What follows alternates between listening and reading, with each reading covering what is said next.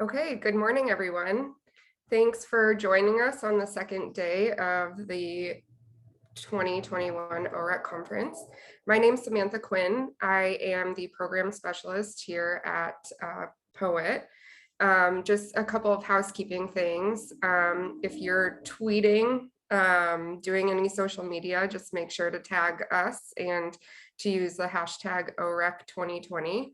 And then if you're in Whova, you can send questions through using the app either on your phone or on the web browser. And if you're in Zoom, you can use the Q&A or the chat function to submit questions. So with that, let's get started with the first panel.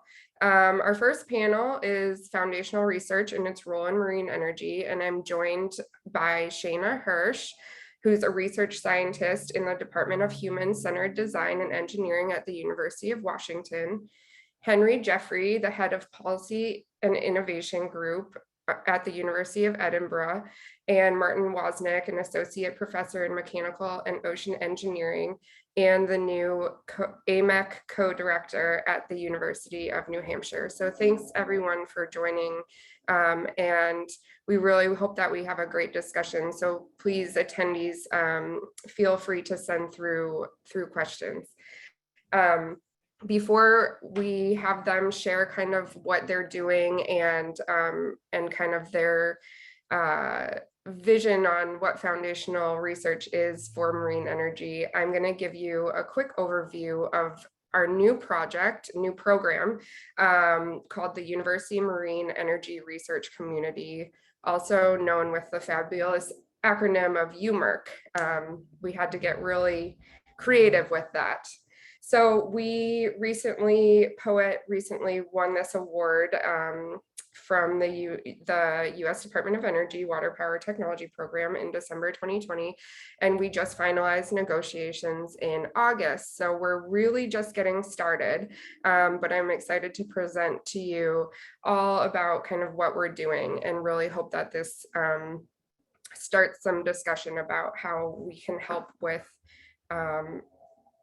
foundational research in marine energy. So let me share my screen.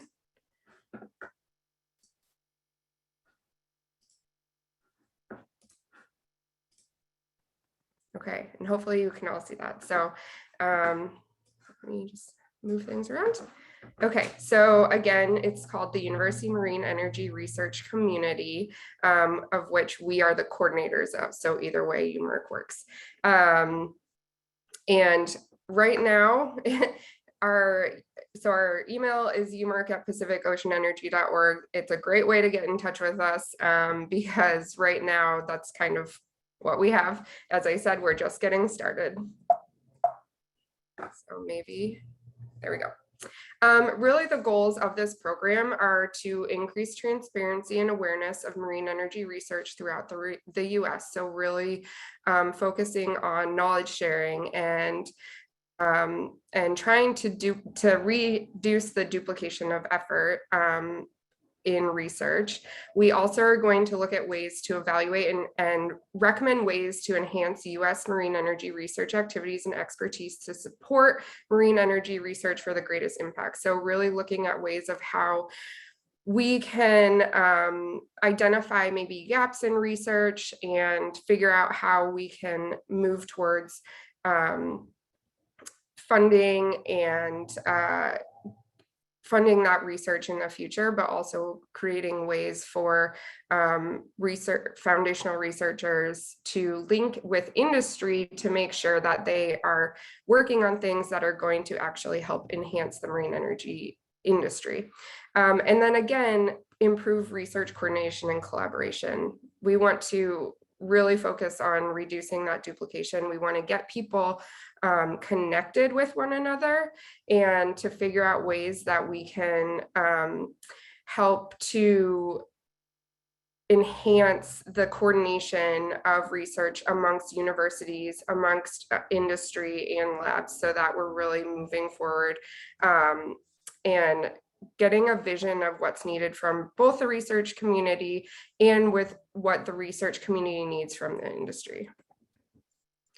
what we are, there has been some confusion about kind of what we are and what we're aiming for. What we are is we're a platform to promote knowledge transfer. We really want to help start conversations. We want to facilitate the collaboration, and we want to help identify both short, medium, and long-term goals and needs of the industry. And that is kind of a two-way conversation of what the researchers need and what industry needs their help with. And we want to highlight research capabilities. We want to see, we want to make industry and the labs aware of what the universities are doing, and perhaps looking at different skill sets and how those can be applied in the marine energy sector. What we are not is we're not trying to dictate research. We do not want to, with the gaps identification and stuff like that, we're not saying, okay, now you need to change your focus on that. We're merely saying, here's something that possibly should be funded in the future, or that we might want to take a look at. Again, we're not dictating future funding either. We don't have funding to provide to people. So, and we're not telling funders what they should be funding. We are providing information to them about where gaps lie. And again, we just really want people to become engaged and help us to identify commonalities and gaps in the research. And so we're not asking you to report to us. We really just want you to engage to us and tell us how we can help you. So basically, as we are just starting out, we have some programmatic things that we're trying to finalize on the back end, like project management plans and such. And really our first activity is establishing the board of directors and finalizing the network charter, which helps plan what we're going to do for the next year and for the next coming years. So I hope that most of you have seen the call for nominations for the board of directors that went out a couple of weeks ago, and it does close on September 30th. After that, we'll be reaching out to anyone who's nominated, because you can self-nominate or you can nominate someone else. And we'll be making sure that people actually want to do this. And then we'll be asking them for a few questions, or answers for a few questions in CV, and make sure that they kind of have the similar vision of how we want the program to run. And so that's kind of our first thing, the first thing on the docket for us. We hope to have the board of directors finalized by the end of October. Throughout the next 4 years, we're going to be using some the research that Shana is actually going to talk about later to look at different themes and base our seminar series and our panel discussions on those themes, to see where we can move the research forward in those different groups. So be on the lookout for that. And then we're also going to be having industry university brainstorming events. Again, we really want this to be a collaborative effort, and to make sure that that industry and universities are engaging together. That includes the labs as well. And then each year we're going to run an annual summit, and we hope to do that in conjunction with other events such as prize competition deployments, probably with the OREC conference and perhaps other conferences down the line. This is to help get the largest amount of people to these summits that we can, and in hopes that they're already going to another event, so it'll cut down on travel costs and stuff like that. And so I am happy to announce that we are going to have our first workshop on November 3rd, and this will be a workshop where we're discussing the landscape that you'll hear more about later, and kind of helping to identify different groups and themes and where we want to, how we want to move forward with those. So mark your calendars. We'll send out more information soon, and We will also have our website up to date as soon as possible, pretty much after this conference is over. So right now you can go to Emeric /us.org. There is a place for you to sign up on the website for the newsletter, and that's also where we'll take that information and we'll notify you when you can sign up for the member portal. We're really looking, and part of what we want to talk about is kind of in that first workshop, as well as is what you want to see out of the member portal. So right now we're looking at a place to post jobs for a national view. We want it to be a searchable directory so that people can search by keywords of what other people are working on, and so that there you can start kind of your collaboration efforts with other people around the US. And then you can follow us on Facebook, Twitter, and LinkedIn so far. So again, please email us at umeric@pacificoceanenergy.org if you have any questions. And we really look forward to engaging with all of you. So with that, I'm going to turn it over to Shana. Thank you, Sam. Great introduction there. Let me just share my screen.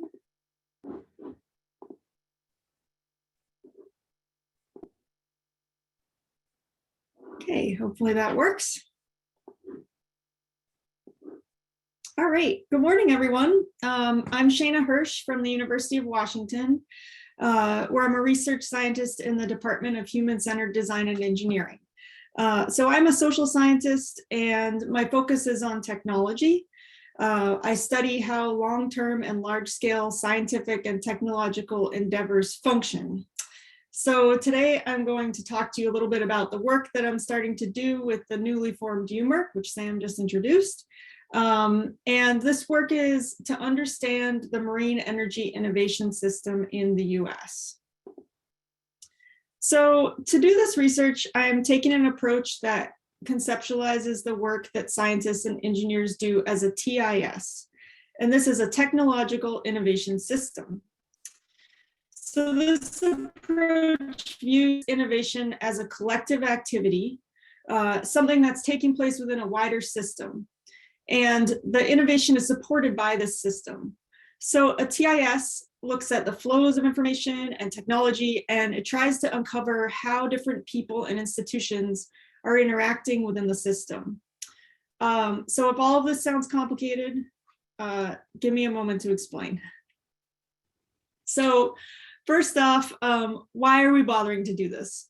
So at the University Marine Energy Research Community, Emeric, we believe that having a functioning innovation system is important. And this is because innovation is more than just getting the technology right. Of course, that's certainly an important part of innovation, but in order to create new technology, we need to have a supportive innovation system. So marine energy, as we know, is an emerging technology. And so this more nascent innovation system needs support in order to reduce costs, which everyone is concerned about. As we're hearing at the conference, we need to reduce costs, time, and risk associated with innovation. So my job is to find out where we have strengths, what's working, and what we need to do to strengthen the TIS in the United States. So over the next 18 months, I'm going to be conducting what's called a TIS analysis. And the goal is to evaluate the development of marine energy innovation in the US in terms of its structure and the processes that are enabling or constraining innovation. This kind of analysis was originally developed by folks at the Copernicus Institute for Sustainable Development and Innovation in the Netherlands. And it's been successfully used for over a decade. Previous studies have looked at marine wave energy in the UK, marine energy in Europe, and offshore wind and alternative fuels in the Netherlands. So I'm going to give you a really brief overview of what's involved. I'm going to be focusing on analyzing the structure and functions of the system. So first I'll be mapping out the system in terms of who's doing foundational research, where this is taking place, and this is going to help us understand what kinds of research are taking place to support the marine energy innovation. And most of this research on my end can be done using what's called bibliometric analysis, which is really just a really fancy way of saying looking at publication data. So first I'm going to be focusing on, so then after this, I'm going to be focusing on the functions that take place in the TIS. So this includes looking at more detail of what's actually going on. According to TIS analysis, there are different functions that should be all working together to support the system. And these are listed here. For example, I'm going to be particularly looking at how knowledge is being developed and diffused within the system, because we're most concerned with foundational research here at UMark. So although some of this data that I'm going to be using for this work is going to be available online, such as the publication data I was talking about, I'm also going to need to talk to people and ask people how the system is working for them. So UMark is going to be conducting a yearly survey of researchers and developers in the marine energy sector to understand what's working for you and what is not working, and what you need to support your research and collaboration. Also, we want to find out what kinds of research technology developers might need to support their progress. So some of this data is going to come from the survey, but some of it is also going to come from interviews. So I'm going to be reaching out to many of you in the sector over the next year to hear directly from you. Of course, all of this is optional. You do not have to participate, but it's really fun usually to talk about your research, and I love to hear about it. So please do get engaged with this. So what are we going to do with all this information? So Sam started to talk about some of the workshops we want to have and the themes we want to develop. But we just want to remember the goal here is to help you. So we want to understand the TIS so that we can conceptualize the research landscape in marine energy in the US, which has been done in other countries. So this is going to help us develop research themes. And we want to create clusters of interest within the UMark community around these themes. And this is what we're going to work on in the first workshop coming up on November 3rd. So this is ultimately going to facilitate collaboration. We're going to be able to put on other workshops around these themes and clusters, and we want to bring researchers together. This might be in virtual ways through our website or through online forums, but hopefully in person as well. And these are going to be around topics of interest that they want to progress, and especially topics that might intersect with other clusters, such as, for example, data and ocean observation and marine energy development, things that really can start coming together and forming whole new topics and fields of research. So in the end, innovation, the point of the TIS analysis is to say that innovation is not just about getting the technology right, but it's also about creating a supportive innovation system. And this is the ultimate goal of this research. So thank you, everyone. And please don't hesitate to reach out to me. Again, my name is Shana Hirsch. My email is right here, or reach out to Sam at UMark and she can put you in touch with me with any questions or concerns you have. Or if you just want to nerd out about technological innovation systems, I'm here for that. Thank you all. Thanks so much, Shana. I have definitely learned a lot over the last few months about this, and I'm excited to see where it goes and how we continue to develop the TIS. So next, we're going to hear from Henry Jeffrey. He is also a member of, or partner in the UMark project. And I really just asked him to come and share kind of his experience with some of the projects that they've had going on in the UK and Europe, because they've done similar programs. So Henry, take it away. Okay, thanks you very much, Sam. Can I just check that you can hear me and see my screen? Sure can. Great. Okay, so thanks very much, Sam, for that introduction. My name's Henry Jeffrey. I'm based at the University of Edinburgh here in Scotland. So thank you very much for the organisers for inviting me to give an overview of the ocean energy research that we do in the UK, the policies that we use to enable that, and how that is really used by industry. What's the role of foundational research in promoting this sector and making sure that it gets to its goals?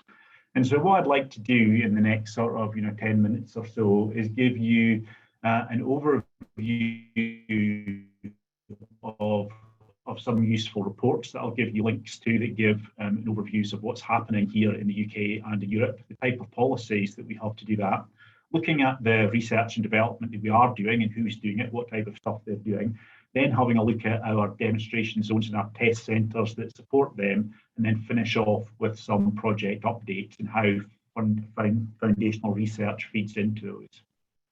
So to begin with, a couple of reports that I think are worth looking at to sort of get more background on how we're doing this in the UK and Europe is looking at the Policy and Innovation Group, which is my own research group's annual report, where we bring together all of the foundational research in the UK, link it to the demonstration projects that industry are doing, as well as the array projects that are happening at a more commercial level. And you will find that same information across all of Europe, and in fact internationally, including the US, in the IEA annual report that's produced each year. And so I think those are two good documents in order to sort of have a background as to sort of what's happening in other parts of the world that are sort of useful benchmarks to see what's going well and what's going less well in order to learn some lessons from to take foundational research forward. But let's think about sort of, certainly in the UK, how foundational research is funded and how it fits into the overall sector. So here you can see we have like sort of research, then development, validation, demonstration, and then moving to the rollout of deployment.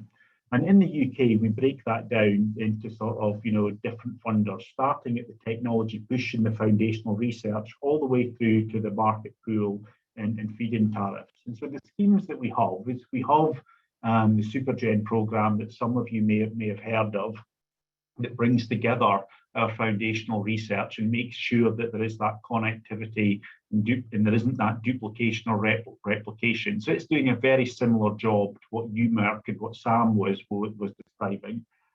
We then move on to saying, okay, what's the more applied research that our national governments fund? But this is still engaged with the foundational research. So you'll still find foundational research partners in that very applied funding. Then we have what we call in the UK the catapults. So these are the equivalent of what you have in the US as your national labs. So where you see me mentioning catapults, then think of this as like NREL, Sandia, PNNL, the national labs that are sort of supporting the sector. And then we have the government funding, so the federal funding in your case, that would then fund the sort of the large demonstration projects. And then we'd be looking at sort of what are the market pool mechanisms, the CFDs that are contracts for difference or feed-in tariffs, that then sort of once you have a commercial product, how do you then pool that through into the commercial sector? So hopefully you can see that the foundational research plays a really strong role there. And so although it's 100% of the left-hand side of my diagram here, it filters all the way through and is essential all the way through. And I'll say a little bit more about that as I go through the rest of the presentation. So let's look then at the sort of who's doing that research and what type of foundational research are they doing that is of interest to industry and how are they engaging. So our main programme in the UK is the SuperGen programme. It's gone through various stages. It's been running for around 15 years. Its directorship changes throughout the years. It was run by my own institute, Edinburgh, for quite a long time. It's now led by the University of Plymouth with 9 co-directors, of which I'm one of. And as you can see here, we've got 9 institutions spread throughout the UK. And this is to sort of bring together all of their research so you can bring that coordination to it so that some of the parts is greater than if they were doing that research on their own. And so they fund some research, but they also, within the core partners or the core directors, but they also then fund what we call flex funding, where we bring in lots of other institutes throughout the UK, and making sure that we're all working on things that we believe are useful for the progression of the sector in the sort of medium to longer term.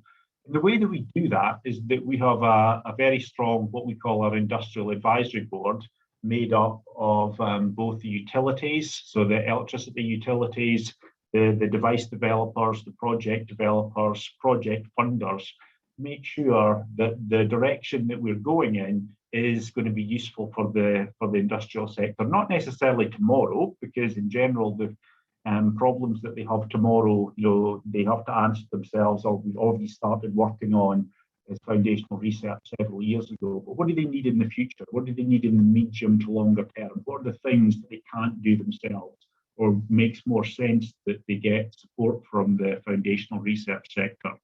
And the type of things, I put together a handful of projects that the foundational research sector works on in order to answer questions for the industrial sector. And so here you can see arrays and farms, looking at their interaction, looking at the wave-to-wire modelling. These are things that, in general, these are small to medium enterprises that we're dealing with in the marine energy sector.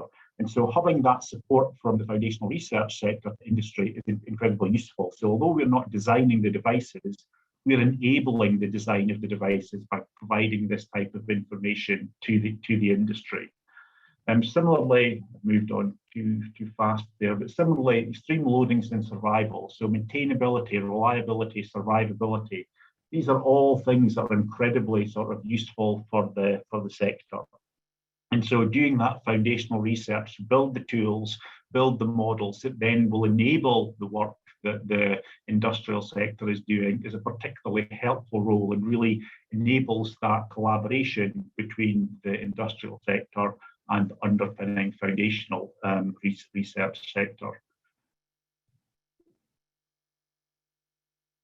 And also, just finally here, last but not least, the environmental interaction. So environmental research in general, the companies that we're dealing with here are technology companies. They do not have the capability, or in some cases the bandwidth, to sort of move from the technology into the environmental understanding or the environmental interaction. So here you can see some university foundational projects in looking at what the effect, what the interaction will be with having these wave and tidal devices in these environments. And so answering those questions for industry is an incredibly welcome interaction between the foundational research and the industry.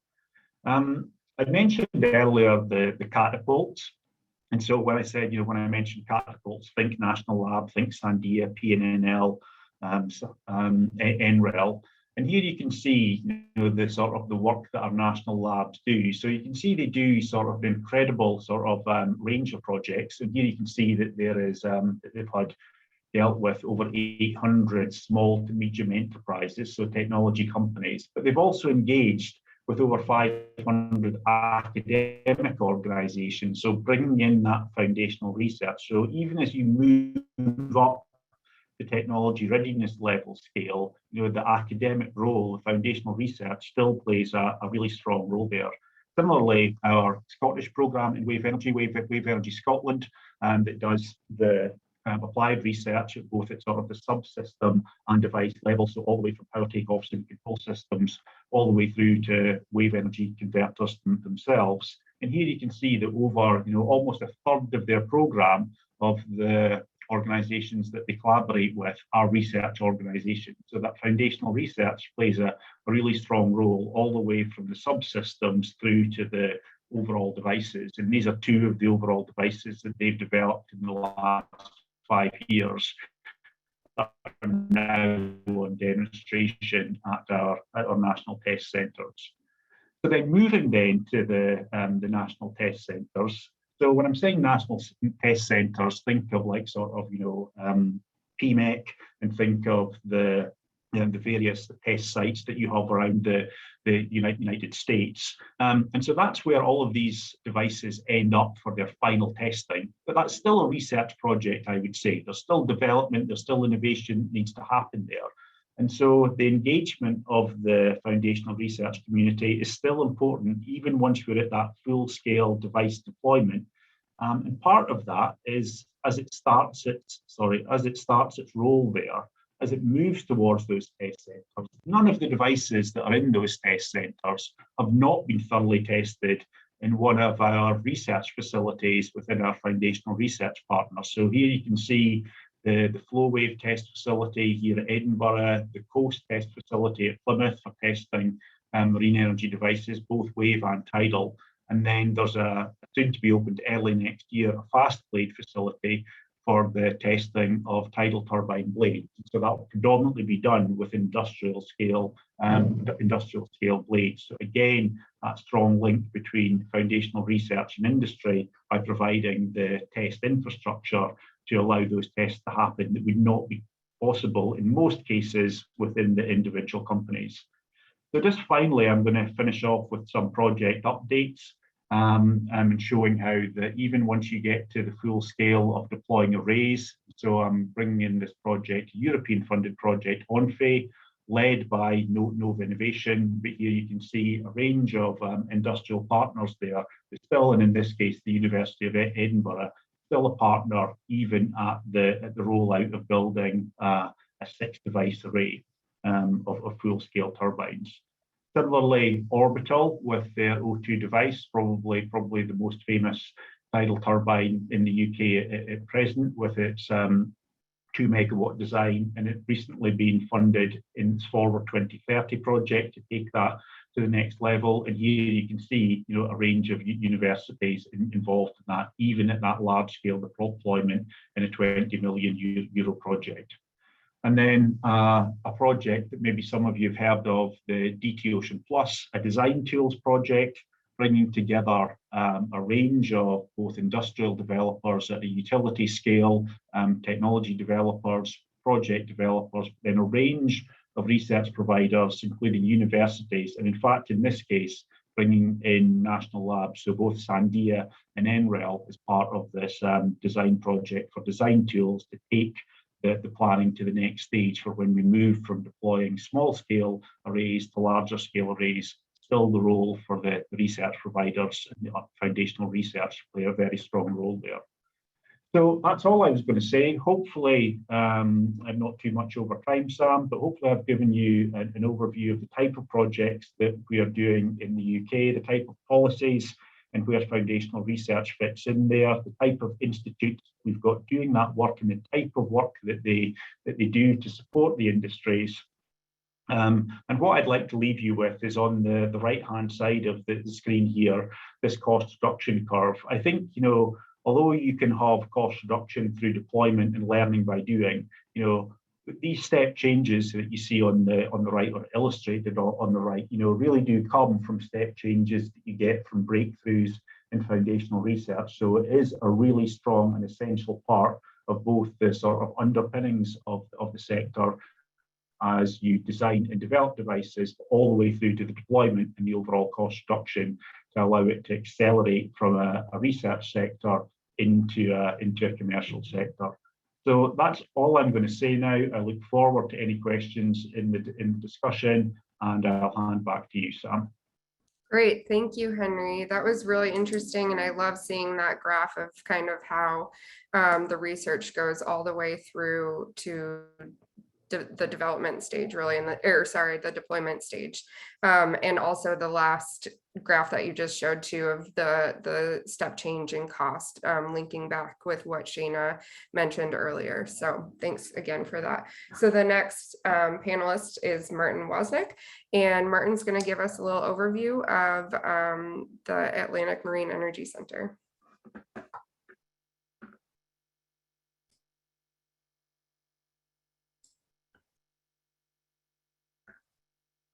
And I can see your slides, Martin, but I can't. Can you see my slide and can you hear me? Yes, now I can. Great, thanks. Yeah. Good morning on the West Coast. Good afternoon on the East Coast. Good evening in Europe. My name is Martin Wosnik. I'm at the University of New Hampshire, and I will give a brief overview of the new Atlantic Marine Energy Center. Full title also includes for advancing marine renewable energy industry and powering the blue economy. It'll be a overview of what we have planned to do. This AMEC project literally just got funded by the Department of Energy. And I will end with a slide that puts into perspective our planned research tasks with regards to the topic of this panel on foundational research.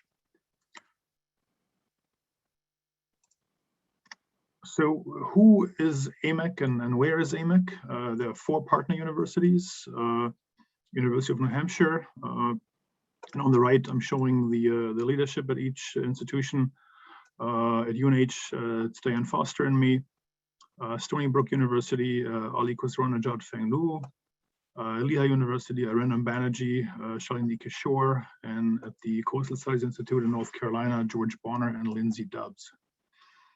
So we are the new kids on the block, the 4th of the national centers for marine renewable energy to be funded, and you will probably meet many of these people at events in the near future if you don't know them already. Yeah, on the left we have sort of imitated the graphic that PMEC is using for the locations, just so you see where the places are on the East Coast. We have partners from the national laboratories, the National Renewable Energy Laboratory. Nathan Tom is the PI there. Also Scott Jenny and Rick Driscoll were involved. Rick is now at DOE, and I believe that Edinburgh will probably move into a closer collaboration role due to his role on some other projects that we're involved in. Sandia National Laboratories, the lead there is Vince Neary, and also Budi Gunawan. The Pacific Northwest Laboratory, the lead there is Andrea Copping, also Ginevra, Arca Klimesh. We have the European Marine Energy Center, EMEC, as an international partner. Richie Ainsworth is now based in the US. Rob Flynn is involved, and then Elaine Buck was also involved, but I just learned that she moved to DOE now as well. And then we also have a collaboration with Old Dominion University on a task related to marine foundations, and George Hagerman is based there, and many of you know him from his many years in marine energy.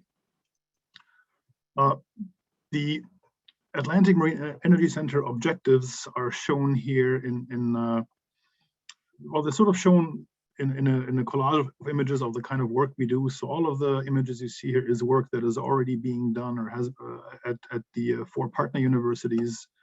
And we positioned the center to be able to support marine renewable energy utility scale development up to about a technology readiness level of 6. So the first open water scaled testing both on the tidal and wave side.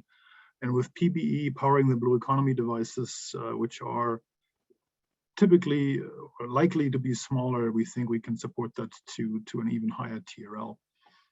So you see some of the images around here. This is the tidal turbulence tunnel at Lehigh, some tank testing at UNH. This is our tidal test site in Portsmouth, New Hampshire, UNH Pier, the Jeanette's Pier in North Carolina, some numerical simulations of the section of the East River with the Verdun turbines included here, wave tank testing in North Carolina, and this is the UNH open ocean test site. So the objectives spelled out, I tried to fit this onto one slide, didn't want to go over one slide, but the three major objectives that were given to us by the 4 were to establish and operate the Atlantic Marine Energy Center. This includes stakeholder engagement, R&D partnerships with industry, and also the mandate to develop accredited test sites. And again, being at a university, we felt that going to full scale was not really a reasonable thing to do under this, but to develop scaled test sites, both on the tidal and wave side in New Hampshire, the wave side in New Hampshire and North Carolina, respectively, seemed like a good way forward. Obviously, also coordination with Emeric, which we learned about in the first 2 presentations, and the other National Marine Energy Centers, PMEC, the Hawaii and Southeast Centers. We have the mandate to operate modern test facilities. This includes both experimental and numerical capabilities. Some of those will be upgraded and then as appropriate also provided access for under TEAMR. Then we get into the more foundational research, and we proposed a suite of cross-cutting research that goes across utility scale marine energy, powering the blue economy, and some things that span both of these, and even go into things like wind or storage issues. And in the SOPO development, we also added on an extensive piece on workforce development, which I think we all agreed that we should have as a university led center on marine renewable energies, specific curriculum, some short courses, conferences, workshops, etc. Two quick slides on the scaled test sites. We plan to pursue accreditation under IEC TC 1144. This is the scaled tidal test site at Memorial Bridge in Portsmouth, New Hampshire. We have this 15 by 6 meter platform from which you can deploy turbines up to 3 meters diameter and scale. And I'll leave it at that. The next slide shows the scaled wave test site at Jeanette's Pier in North Carolina. This site is also currently being used in the DOE Waves to Water Prize. And you can see some deployments here. I believe this one was actually at a little bit up the road at the Corps of Engineers site, but that's also very close to this location here. Yeah, you can see a couple of devices on the left and right being deployed here. And both sides will support demonstration deployments up to TRL, or research and demonstration deployments up to TRL 6. So here's my really the last slide, which is an overview graphic of the different cross-cutting research tasks we had developed for our proposal. And I want to give credit to Arindam Banerjee, who suggested to actually organize our thinking in this way and try to develop tasks that actually are responding to industry needs on this. So we have the R&D topics split up into what's truly foundational R&D, then technology, more technology development and research for both wave and tidal energy conversion, then overlap with offshore wind, because many of these things, such as foundations or supply chain analysis and stakeholder engagement, actually equally apply to offshore wind.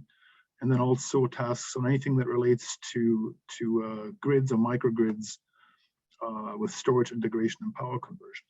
And then on the left side, we have sort of things that pertain more to powering the blue economy, or things that pertain more to general marine renewable energy. And we actually ran a little bit out of space because, again, stakeholder engagement and supply chain analysis obviously should be on both sides here.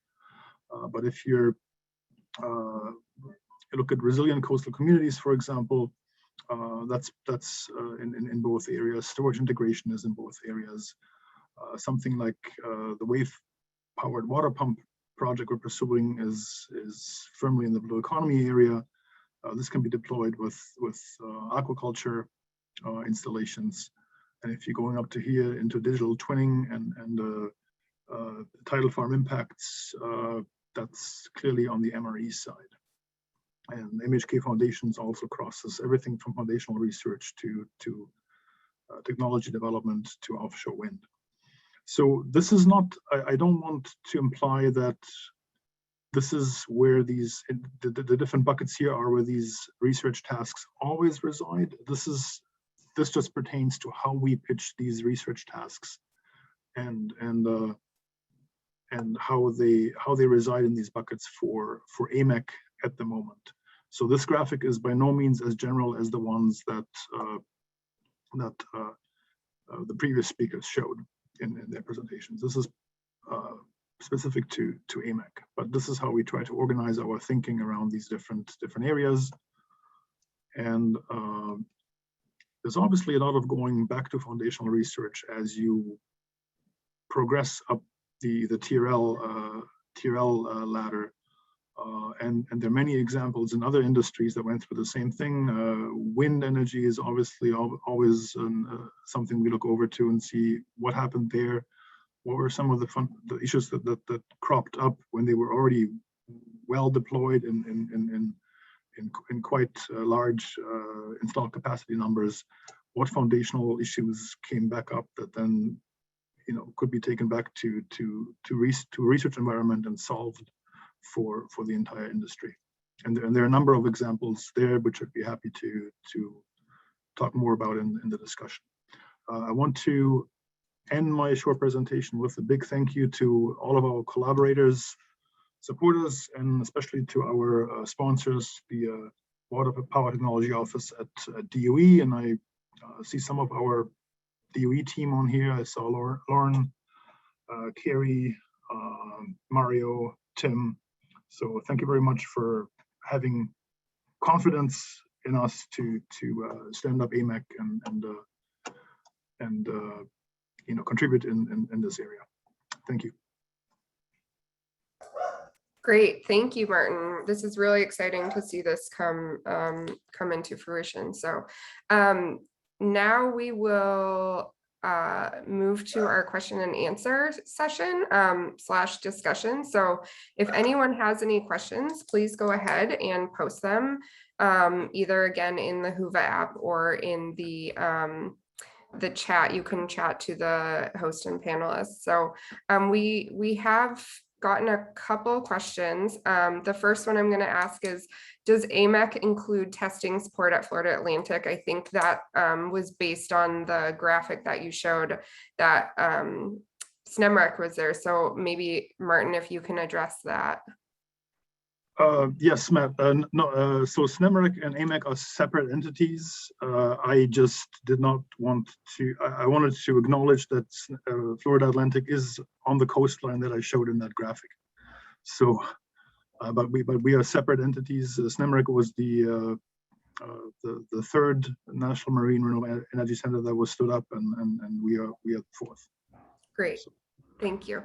We did have another question that says, do you envision engaging, and I think this is about you, Mark, do you envision engaging the regulatory community, not just developers, through the various program activities? The answer would be yes. I think whenever we refer to industry, we refer to, I guess maybe a better word would be sector. So, so we'll work with the regulatory community, we'll work with the developers, and then obviously our main focus is going to be on the university research. Yeah, I think I could add a little bit to that, Sam, if you want. Yeah, I think, as Sam said, we'll be really focusing on the university research, but also when I'm talking about the technology innovation system, it's a holistic view, and it includes creating legitimacy in a market as well. So it takes all of that into perspective, like from a focus on foundational research. So yeah, absolutely. The answer is yes. I guess, and Henry, can you touch on kind of the interaction with the regulatory community in the UK and kind of how they interact with university research? Yeah, no, absolutely. And so it is an important question, and it is an area where university research, does provide, I think, a good service to the regulators. So our regulator, certainly in Scotland, would be Marine Scotland. That would be sort of the equivalent. And the equivalent of, and I keep forgetting, because the acronyms changed so many times or a few times in the US. Is it BOEM? Yes. Yeah. And so, that would be the equivalent. And so being able to sort of, answer questions to allow them to move from a precautionary sort of approach about saying, okay, we need to test for absolutely everything, in order to then move to a more adaptive management approach to say, okay, because this industry is going to sort of, deploy incrementally, you'll have one device, then you'll have 5, then you'll have 15, then you might have, 40 or something. You can learn and have an adaptive management approach there. And so having the underpinning research that gives them the confidence to sort of allow that adaptive management approach, I think is particularly helpful. And so I think that, that already happened, certainly in the US at a national lab level. I think, that PNNL and the work that they've done have done a lot to sort of, I think they call it retiring the risk from Andrea Copping's work, So I think that sort of, whether it's being done at a lab level or a lab level in engagement with the university's foundational research, is it's as important as the technological work, because we'll only deploy these devices if there is confidence within the regulators that they are safe to deploy. So hopefully that adds something to the discussion there, Sam. Thank you. Okay. So there's another question that said, could you please describe what's going to happen over the next year in terms of opportunities for university and industry researchers to engage with Emeric? Yeah, so there's going to be a lot. So as we set up the community, we are going to hold a host of workshops, and then also, sorry if anyone can hear my dog, and also just university industry events that will be specifically probably invite only for those, more discussions on really how they can engage with one another and look at the medium to long-term research goals. As Henry said, like the short-term goals might be things that they needed yesterday, but the medium to long-term goals are really the ones that we should probably be focusing on at this point, because they're things that can be applied in the future. So we'll have those. Again, we'll have the annual summit and the work that Shana is doing, the annual survey. We really hope that people will engage, and that will be both the universities, and these include all universities that are doing work in marine energy. And so this could be policy work, this could be like true engineering. We're looking at kind of that whole spectrum of the foundational research that goes into marine energy. So we really hope that when the survey comes out, that you'll engage in that and that you'll engage in any interviews. Shana, I don't know if you want to add more on that. Yeah, I mean, I think that first of all, if you are interested in getting involved, definitely reach out to Sam or myself.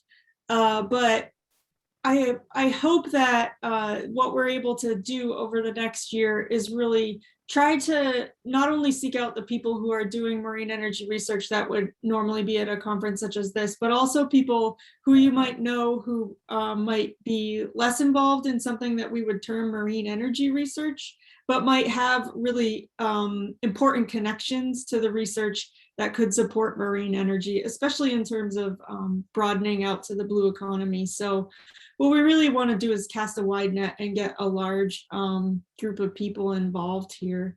I'd also say that as we go, the website will start to include more interactive areas that when you become a member, you're going to be able to connect with other folks that are doing similar research or needed research.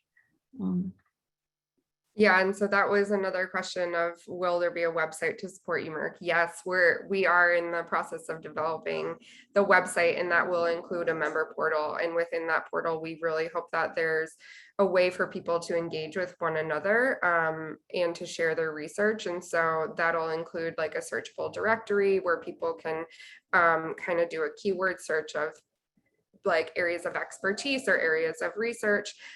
We also are looking at adding some kind of forum through either through the back end of our website or through like a Slack channel, something like that, where people can then discuss. And so if there are things that you think that we could benefit, or the research community could benefit from through Emeric, we would love to hear that. Or we really want to hear how we can help you engage with one another. I think that that's the most important thing, is that we can help facilitate the conversations, but really we need people to really engage in this. There is another question of, how is the international community informing Emeric? Are they just showing us how it's done? Is there an effort to integrate with the European community? Henry, I'll look to you for some of this discussion, but I think our reasoning for bringing University of Edinburgh onto this is because they do have a lot of experience, but also in these programs, but they also have a lot of lessons learned that I think can be really helpful to us. And yes, eventually there will be more of so I don't know if I read the rest of the question, but is there an effort to integrate with the European community? At this point, we're trying to focus really on the US, because this is something brand new and we kind of want to get it set up and kind of start the engagement here. But we do hope to broaden our I guess depth to internationally. And so we've kind of, Henry has a wide group of people who he can help us connect with, so that then hopefully down the line we can plan events and stuff with other communities. Henry, I don't know if you want to add anything to that. Yeah, I can add a little, Sam, because I'd like to sort of highlight that we're certainly not sort of here to sort of tell you how to do it or how it should be done, because the US community is the best people to know how to do that. But what we can share is sort of we have gone through this process many times, and we are going to share what's worked for us and what hasn't worked for us. So those lessons learned that you mentioned, Sam, I think will be useful to sort of give you ideas as to sort of, should we try that in the US? We tried that in Europe and it was successful. Do we think it would still be successful here? And so thinking about those type of things, I think, is the way that the European experience will like sort of influence from the lessons learned, rather than saying this is how it should be done. But I think as the question said, the integration, I think the integration almost happens sort of implicitly. We've already seen in Martin's presentation that the EMEC are involved in the test centre project. And that happens through that sort of overall knowledge exchange about sort of knowing what the needs are, knowing what the skills and capabilities are. Similarly, I mentioned in the DT Ocean Plus project about those national labs, NREL and Sandia being partners there. And as this coordination starts to develop, then those opportunities, sort of similar to the surface, and then you reap the benefit of like sort of not just sort of having an awareness of what's happening, but sort of seeing where there are gaps and opportunities and synergies to work together at an international level as well. Great, thank you. There's another question about workforce development, and this is also one that I had a question about for Martin. I guess, what kind of activities do you see as far as workforce development? And then the question online also says, will will there be any information to help inspire K through 12 students who might one day want to join the clean energy workforce? Yeah, thanks for the question. So I listed just a few things, sort of a very, reduced short list of things we plan on doing because of lack of space on the one slide, but we do have so I mentioned a curriculum that is oriented towards marine renewable energy. We've already put together an outline for a sort of a 1 or 2 week short course. And then together with our partners, we will coordinate some workshops and online programs. Some of the national labs have already done quite a bit of work in that arena, but there will definitely be a K through 12 component as well. We have so our AMEC project to stand up the center is divided into 2 budget periods. In the first budget period, we'll do quite a bit of planning this and assessing what each of us is already doing in terms of engaging K through 12 students, and we already have I'm aware of a number of events that are happening at our partner universities with regards to that. And I think that is critical. I think you really have to bring students in at a fairly young age and just introduce them to, the kind of things we're doing, and so they will grow up and learn that it's a normal thing to play with water and get paid for it. And that's sort of, that's sort of what I think is the biggest benefit from these K through 12 events, that kids just see this, and if they enjoy doing it, they come back and become the workforce in this area, right? So that's definitely part of this, yes. And we will again, as I mentioned, have a period where we will assess and plan, and then roll out, and all of this information will be made public, and we'd be happy to engage with other universities, other Emerics on this as well. Thanks. Thank you. Yeah, that's kind of funny that you say just kind of playing and stuff. My 7-year-old made a kind of a turbine the other day out of Legos, and it was very cool to see kind of the iterations he had to do to get the turbine to actually move. It was through wind, through a fan, but I think that it can be applied, and he's 7, so it's great, and hopefully we can continue to get some of that inspiration to these kids. Yeah, that's awesome. Yeah. So there's another question that says, is there any funding available through Emeric to help university research engage with Emeric? So right now we do not provide funding. Maybe this is something we can hope for in the future. But really, for now, especially due to the world circumstances, our engagement will primarily be through probably Zoom platforms. And so hopefully you won't need funding to participate. In the future, we will be providing some funding for the annual summit. So we will have more information about that when we actually know when our first annual summit is going to be, and if people will be traveling and stuff like that. So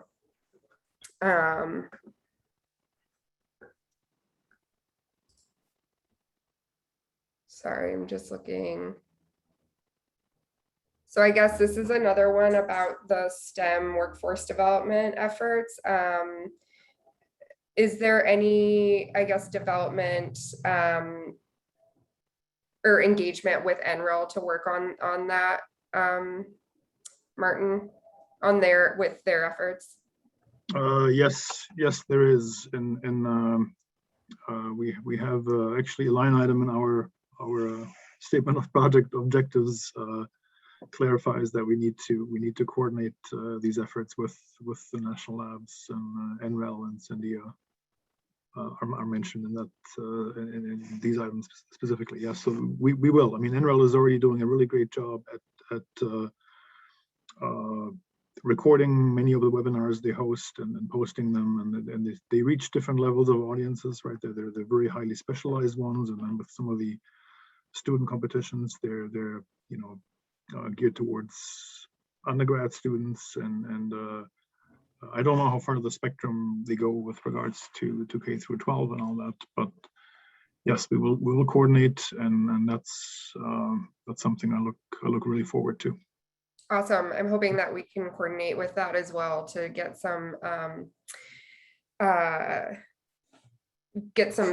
it out to a broad audience, really. Yeah. Another question that I had for Henry is, so you have for SuperGen, you have kind of the industry advisory board, and I guess and those flex projects. Can you tell us how it's decided where the focus goes, and kind of how you decide which research areas get funded, or some similar to that? Yeah, no, absolutely. So each time we open what we call a flex call, then we engage with our industrial advisory board with regard to which areas that we will choose. So we've already done an exercise that prioritizes what we consider to be important areas of research, and that's similar to the methodology that Shana was discussing that Emeric is going to go through.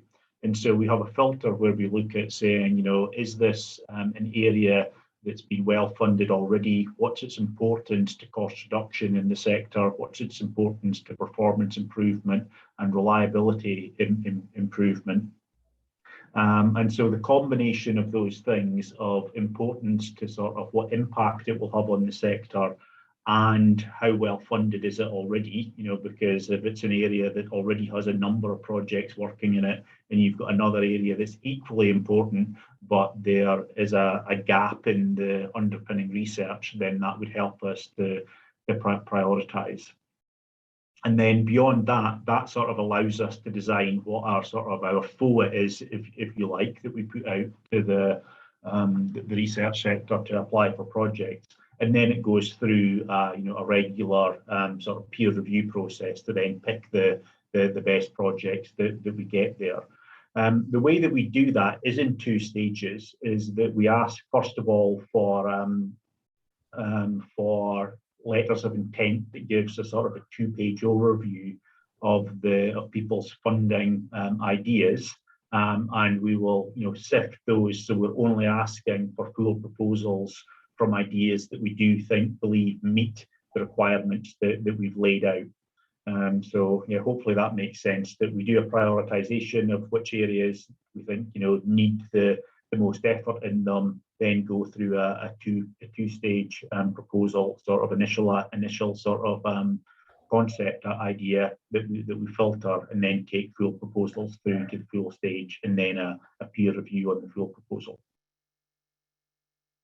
Awesome, thank you. Another question that's come through is, how will AMAC coordinate its own efforts with the other NEMRECs?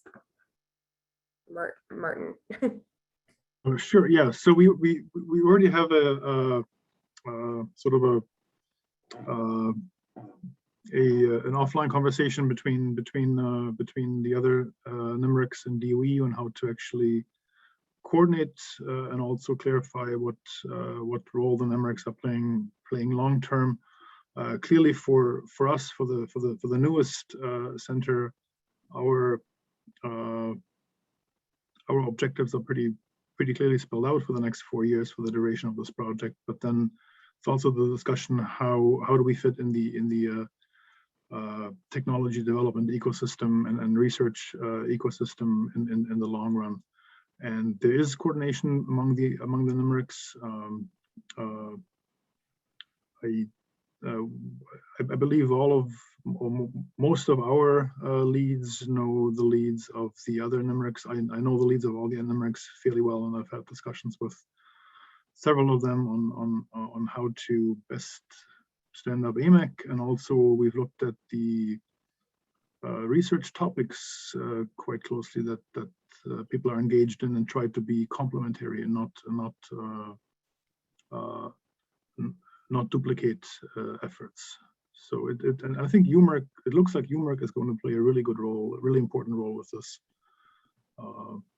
And the community is still small enough that we all talk to each other, and I think we know, yeah, we coordinate to some degree on our own, and then through efforts like Umeric, this will be, the coordination will be made much broader and formalized, and also obviously go beyond just the NEMRICs, the national centers for all universities. Yeah. Great, thank you.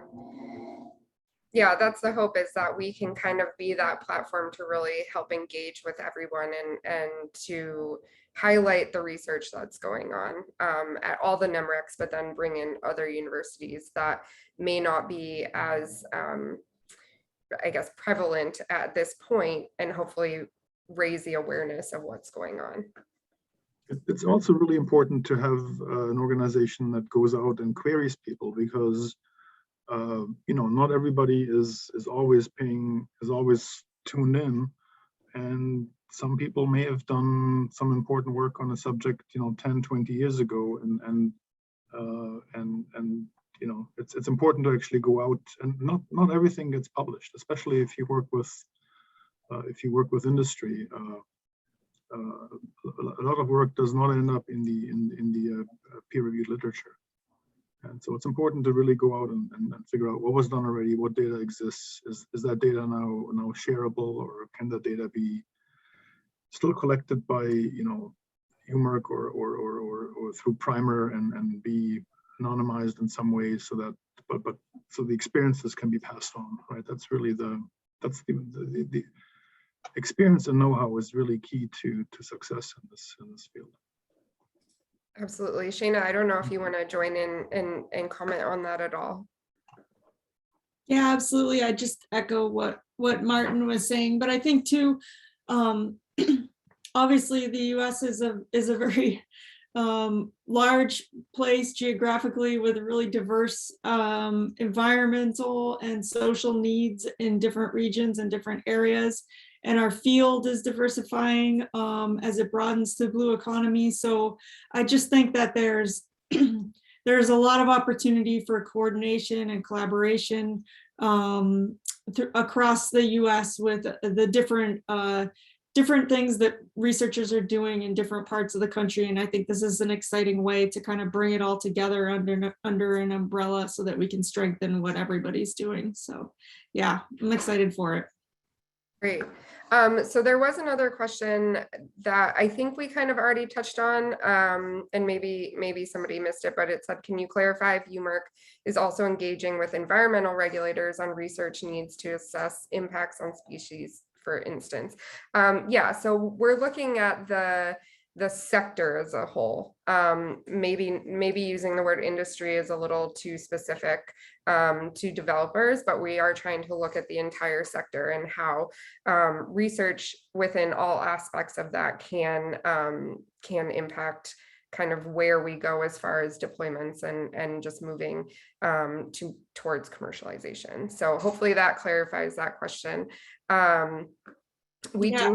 Yeah, go ahead, please. Yeah, I just add to that, yeah, environmental impacts research is emerging as a huge theme within the research landscape that we are looking into as well. So definitely we'll be engaging with people doing environmental work. Great. Has there been any discussion around collaborating with marine energy institutes or research in Canada?